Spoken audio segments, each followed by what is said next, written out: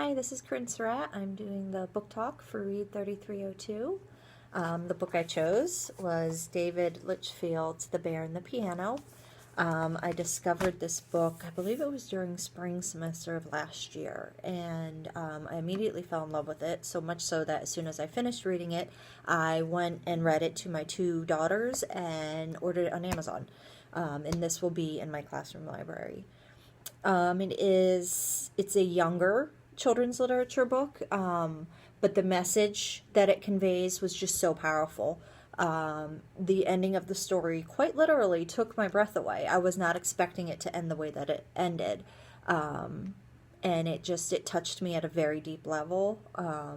The acceptance and friendship and sense of home that is conveyed in the story, I think, is so important and very important in the classroom. So that's the book I chose. So without further ado, and I'm going to read kind of quickly because I know we have to get through this in a number of time. The setting is the forest. One day in the forest, a young bear cub found something he'd never seen before. What could this strange thing be, he thought. Shyly, he touched it with his stubby paws. Plonk! The strange thing made an awful sound. So the bear left, but the next day he came back. The day after that too, and for days and weeks and months and years, until eventually the sounds that came from the strange thing were beautiful, and the bear had grown big and strong and grisly. And I know you can't see the page very well, but what the bear has learned to play is the piano. And something that struck me through this part was the growth of the bear. Not just the growth physically, but the growth the bear had while learning to play. When the bear played, he felt so happy. The sounds took him away from the forest, and he dreamed of strange and wonderful lands. And that, to me, was saying that the bear had found an outlet for his talent and for his dreams. It wasn't long before the other bears in the forest, were drawn to the clearing. Every night a crowd gathered to listen to the magical melodies coming from the bear and the strange thing. Then one night a girl and her father came across the clearing.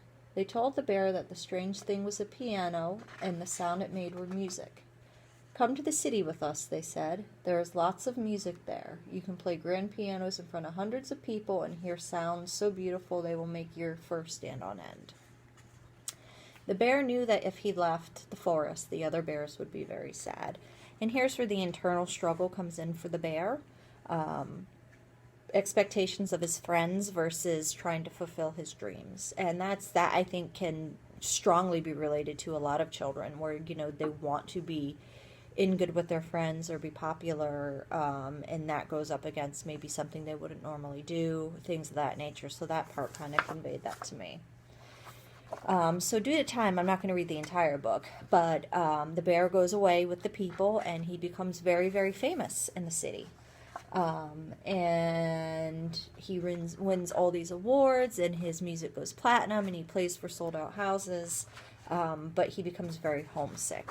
And he eventually takes off to go home, runs back to the forest, still in his tuxedo with his bow tie untied, which I thought was super cute in the story. And when he gets to the forest, he sees a friend. Without saying a word, the gray bear ran back into the trees. Wait, called the bear. I'm sorry I left. Please stop. But his friends just kept running. The bear stumbled after him, moving deeper and deeper into the forest until he saw something that made his fur stand on end. And this absolutely had me on the edge of my seat. I was like, oh my God, what happened? Did they destroy his piano? What happened to the poor bear? Human nature going to the worst case scenario. And the next page I read literally took my breath away. For the bear had not been forgotten. His friends weren't angry but proud. The bear realized that no matter where he went or what he did, they would always be there watching from afar. They had kept the piano safe in the shade, ready for his return. And in the illustration are all of his albums and news articles and everything hung over the piano that they had kept for him. And I really thought the last page was very, very cool in that it shows the bear and the gray bear just standing arm in arm. So yes, it's a younger children's literature book, but it's fantastic. And I think that it conveys a lot of good message to both older and younger audiences and can be used in many different grade levels. Thanks so much. Bye.